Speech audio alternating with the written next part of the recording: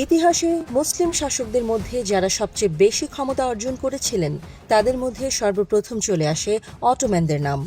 হিজরি ৭ম শতাব্দী, মঙ্গোলীয়দের আক্রমণে লণ্ডভণ্ড আব্বাসীয় খেলাফত ইসলামী ইতিহাসের এক চরম দুর্যোগপূর্ণ সময়। ঠিক সেই সময় কালো মেঘের আড়াল থেকে উঁকি দেয় নবারুণ সূর্য, যার নাম উসমানী সালতানাত। ইসলামী ইতিহাসের এক সোনালী অধ্যায় জুড়ে যে সালতানাতের ব্যাপ্তি ১২৯৯ থেকে ১৯২৪ সাল পর্যন্ত, যারা নিষ্ঠার সাথে শাসন করে গেছেন মুসলিম বিশ্ব, একের পর এক বিজয়ের মধ্য দিয়ে ইসলামকে করেছেন সমুন্নত ও সম্প্রসারিত। জানাবো কিভাবে উত্থান হলো সেই শক্তিশালী সালতানাতের, কি করে উসমানীয় সাম্রাজ্য খেলাফতে পরিণত হলো, কিভাবে পতন ঘটল মহাশক্তিশালী এই সাম্রাজ্যের, কি করেই বা ধ্বংস হলো শত শত বছরের খেলাফত ব্যবস্থা।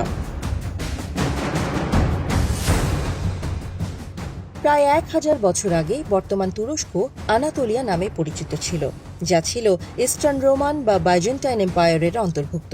পূর্ব ইউরোপ ও আনাতোলিয়ার বিশাল এলাকা জুড়ে বিস্তৃত ছিল বাইজেন্টাইন এম্পায়ার, যার রাজধানী ছিল কনস্টান্টিনোপল, যেটি বর্তমানে ইস্তানবুল নামে পরিচিত।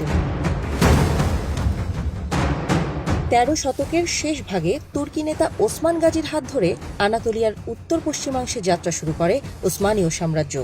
এই সাম্রাজ্যের স্বপ্নদ্রষ্টা ছিলেন উসমানীয় সাম্রাজ্যের প্রতিষ্ঠাতা ওসমান গাজীর পিতা আর্তুগ্রুল গাজী। ১৪৫৩ সালে সুলতান দ্বিতীয় মুহাম্মদের কনস্টান্টিনোপল জয়ের মধ্য দিয়ে উসমানীয়রা বাইজেন্টাইন সাম্রাজ্য উচ্ছেদ করে। ১৫২৬ সালে হাঙ্গেরি জয়ের পর বিশাল রাজ্য প্রতিষ্ঠা করে ইউরোপের বলকান অঞ্চলগুলো নিয়ে। উসমানীয় সাম্রাজ্য তার ক্ষমতার স্বর্ণযুগ পার করে ১৬ ও ১৭ শতাব্দীতে। এ সময় ক্ষমতায় ছিলেন সুলতান প্রথম সুলাইমান। তার শাসনামলে উসমানীয় সাম্রাজ্য দক্ষিণ পূর্ব ইউরোপ, উত্তরের রাশিয়া, কৃষ্ণসাগর, পশ্চিম এশিয়া, ককেসাস, মধ্যপ্রাচ্য ও আরব অঞ্চল সহ উত্তর আফ্রিকা ও হর্ন অফ আফ্রিকা জুড়ে বিস্তৃত একটি বহুজাতিক ও বহুভাষিক সাম্রাজ্য হিসেবে আত্মপ্রকাশ করে। ১৮ শতকের মাঝামাঝি সময়ে সে দৃশ্যপট পাল্টে যেতে থাকে।